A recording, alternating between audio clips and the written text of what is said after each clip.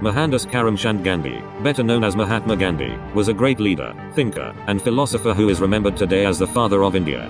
Born on the 2nd of October, 1869, in Porbandar, a coastal town in present-day Gujarat, Gandhi grew up in a traditional Hindu family that valued religion and education. Gandhi's father was a respected government official, and his mother was a devout Hindu who instilled in him a deep appreciation for the teachings of the Bhagavad Gita and the Ramayana, two of the most important religious texts in Hinduism.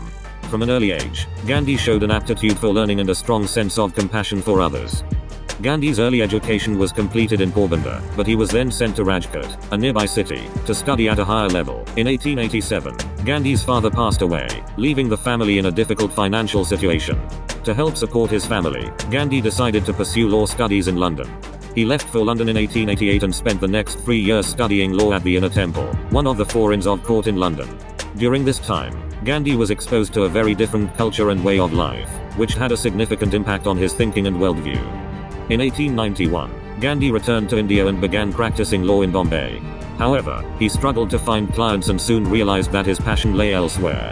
In 1893, he accepted a one-year contract to work as a legal advisor in South Africa, a decision that would change the course of his life. Gandhi's experiences in South Africa were eye-opening. He saw firsthand the injustices and discrimination faced by Indians living there. As a lawyer, he was often called upon to represent Indian clients who had been mistreated by the colonial authorities. He also experienced discrimination himself, including being thrown out of a train compartment reserved for white passengers. Gandhi became increasingly involved in the Indian community's struggle for rights and recognition in South Africa. He founded the Natal Indian Congress, an organization dedicated to promoting the rights of Indians in South Africa. He also developed his philosophy of nonviolent resistance, which he called Satyagraha, meaning truth force or soul force. Satyagraha was based on the idea that violence begets violence, and that only through nonviolent resistance could true justice be achieved. In 1915, Gandhi returned to India, where he became a leader in the Indian National Congress. He quickly became known as a powerful orator and a charismatic leader.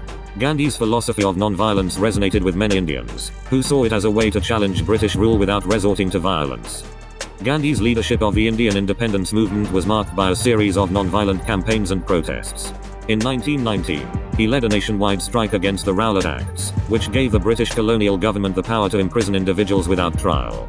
The strike, which lasted for several weeks, was one of the largest acts of civil disobedience in Indian history. However, the non-cooperation movement was not without its challenges. As the movement gained momentum, it also attracted violent elements who were willing to use force to achieve their goals. Gandhi was deeply troubled by this turn of events, and he called off the movement in 1922 when a group of protesters in the town of Chauri Chaura attacked and killed police officers. Gandhi believed that violence had no place in the struggle for independence, and he was willing to suspend the movement to prevent further bloodshed. In 1930, Gandhi led the Salt March, a 240-mile journey from Ahmedabad to the Arabian Sea, to protest against the British salt tax. The march, which lasted for 24 days, was a powerful symbol of Indian resistance to British rule. Gandhi and his followers collected seawater and evaporated it to produce salt, which was illegal under British law. In 1934, Gandhi announced his retirement from politics as well as his resignation from the Congress Party, in order to concentrate his efforts on working within rural communities. Drawn back into the political fray by the outbreak of World War II, Gandhi again took control of the Congress, demanding a British withdrawal from India in return for Indian cooperation with the war effort. Instead, British forces imprisoned the entire Congress leadership, bringing Anglo-Indian relations to a new low point. After the Labour Party took power in Britain in 1947, negotiations over Indian Home Rule began between the British, the Congress Party and the Muslim League.